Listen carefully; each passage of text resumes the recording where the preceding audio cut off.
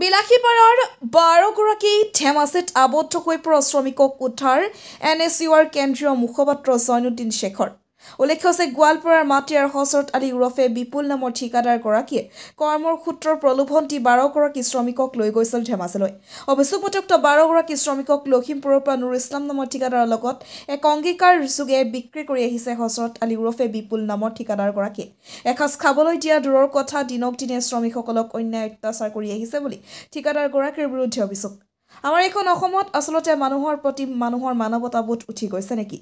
তেনে কিয় সঘনাই এইখন অসমত এনে ঘটনা হোৱা পৰিলক্ষিত হৈছে?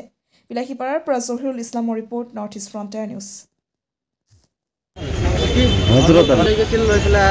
আৰ্মিৰ কেম্পত 3 মাহৰ কাৰণে এগ্ৰিমেণ্ট কৰি থৈ আহিছিলে, মই গম নাপাওঁ।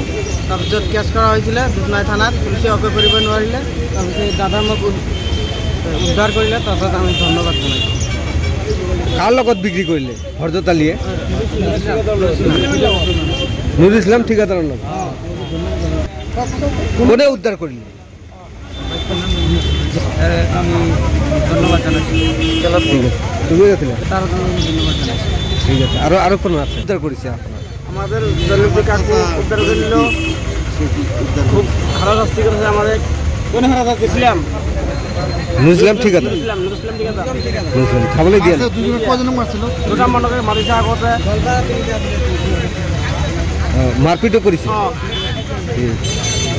হ'ব। আমি সঁচাকৈ ধিক্কাৰ জনাইছোঁ। গোৱালপাৰা এজন ঠিকাদাৰ, তেখেতক প্ৰলোভন দি লৈ গৈছিলে। লৈ সেই মানুহজনক বেলেগ ঠিকাদাৰক এগ্ৰিমেণ্ট কৰি পইচা লৈ আহিছে, কিন্তু সিহঁতে গম নাপায়। সিহঁতে আজি 1 মাহ হৈ গ'ল, সিহঁতে 4 দিন থাকি সিহঁতৰ পৰা পইচা বেলেগ ঠিকাদাৰক তাত বিক্ৰী কৰি দি লৈ আহিছে। আৰু তাৰপিছত কিছুদিন পিছত সিহঁতে গম পালে, সিহঁতক অত্যাচাৰ কৰিলে, সিহঁতে খাবলৈ নিদিয়ে। ৰাতিপুৱা 7টাৰ পৰা ৰাতিপুৱা 5টাৰ পৰা আবেলি 8টালৈ কাম কৰা। তাই সিহঁতক ভালকৈ খাব নিদিয়ে, পইচা পাতি নিদিয়ে। তাৰপিছত ঘৰৰ মানুহে গম পাই গ'ল, সিহঁতে গম পাই গ'ল যে আমাক ইয়াত বিক্ৰী কৰিছে। সিহঁতে হাহাকাৰ, টেনশ্যন, বহুত চিন্তিত হৈ গ'ল। সিহঁতে ঘৰৰ মানুহক জনাইছে, ঘৰৰ মানুহ কেছ কৰিছে দুধনৈ থানাত, পুলিচে কোনো কাণ হাহাকাৰ দিয়া নাই। তাৰপিছত পৰহিদিন ৰাতি আমাক জনাইছে। ৰাতিয়ে আমি তাৰ প্ৰশাসনৰ লগত আমাৰ NSUৰ সভাপতি হেম কাকতি পেগুক লগত কণ্টেক্ট কৰি আৰু ICৰ লগত কণ্টেক্ট কৰি এই মানুহবিলাক আমি উদ্ধাৰ কৰিলোঁ। আৰু সঁচাকৈ ধেমাজি আৰক্ষী প্ৰশাসনক ধন্যবাদ জ্ঞাপন কৰিছোঁ। আপোনালোকে যে সহায় সহযোগিতা কৰিলে, আৰু আমাৰ NSUৰ সভাপতি হেম কাকতি পেগুক ধন্যবাদ জ্ঞাপন কৰিছোঁ, আৰু ICক ধন্যবাদ জ্ঞাপন কৰিছোঁ। আৰু আমি ক'বলৈ বিচাৰিছোঁ, আপোনালোকে এনেকৈ কাম নকৰিব ঠিকাদাৰ মহোদয়, তেনেহ'লে কিন্তু আপোনাৰ বিৰুদ্ধে প্ৰতিবাদ কৰা হ'ব।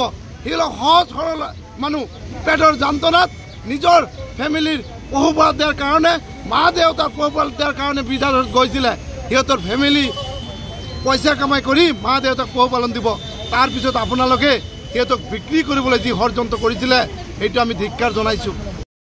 এতিয়া সিহঁতে ঘৰত যায়, কিছুমান ৰেষ্ট লওক, টেনশ্যন কৰিলে এতিয়া টোপনি হোৱা নাই, সিহঁতেও 1-2 দিন ৰেষ্ট লওক। তাৰপিছত বহি আমি এটা ডিচিশ্যন ল'ম, কাৰণ সিহঁতে কষ্ট কৰা। আজি সিহঁতৰ লগত ভাড়া নাই, কেনেকৈ সিহঁতে কাম কৰি নিজৰ ঘৰত এটা বস্তু ল'বলগীয়া অৱস্থা নাই, 100 টকা লগত নাই। ধিক্কাৰ জনাইছোঁ ঠিকাদাৰ মহোদয়, আপোনাৰো ল'ৰা ছোৱালী আছে, আপোনাৰো মা দেউতা আছে, আপুনি যেনেকৈ কাম কৰি আছে, ইয়াৰ ফল কিন্তু আপোনালোকে পাব।